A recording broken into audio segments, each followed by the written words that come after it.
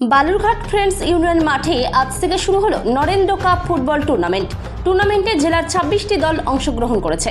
7 দিন ব্যাপী এই নকআউট ফুটবল টুর্নামেন্টের ফাইনাল খেলা হবে 17 September.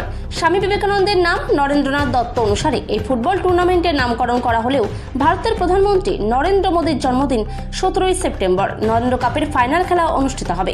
Narendra cup football tournament সমিতির পরিচালনায় অনুষ্ঠিত এই টুর্নামেন্ট মূলত দক্ষিণ দিনাজপুর জেলা বিজেপির পক্ষ থেকে উদ্যোগ নেওয়া হয়েছে। এদিনের উদ্বোধনী অনুষ্ঠানে উপস্থিত ছিলেন দক্ষিণ দিনাজপুর জেলা বিজেপির সভাপতি স্বরূপ চৌধুরী, গঙ্গারামপুরের বিধায়ক সত্যেন্দ্রনাথ রায়, তপনের বিধায়ক বুধরায় টুডু সহ বিজেপির বিভিন্ন কার্যকর্তাগণ। ঠিক কি উপলক্ষে ফুটবল খেলা হচ্ছে এবং কি নাম দেওয়া হয়েছে? আজকে বালুরঘাট ফ্রেন্ডস ইউনিয়ন মাঠে এই দক্ষিণ দিনাজপুরের 26টি টিম নিয়ে নরেন্দ্র কাপ ফুটবল টুর্নামেন্ট আজকে শুরু হচ্ছে। আর এই খেলায় দক্ষিণ দিনাজপুর জেলার প্রতিটি ব্লকের অন্তর্গত 3 থেকে 4টি টিম আছে।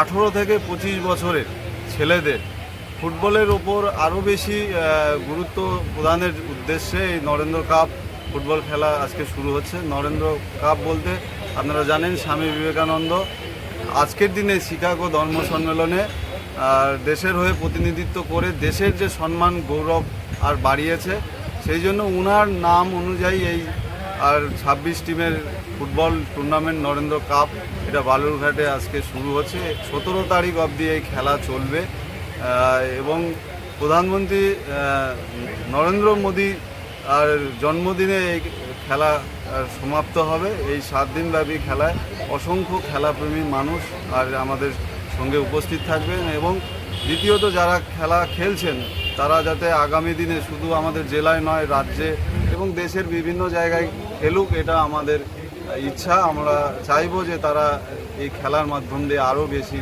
আমাদের রাজ্যের নাম, আমাদের জেলার নাম করুক, জেলার নাম করুক, জেলার গৌরব বাড়াক। সেই জন্য আমাদের প্রচেষ্টা থাকবে আর এই খেলাকে পুরো উৎসাহিত করার উদ্দেশ্যে।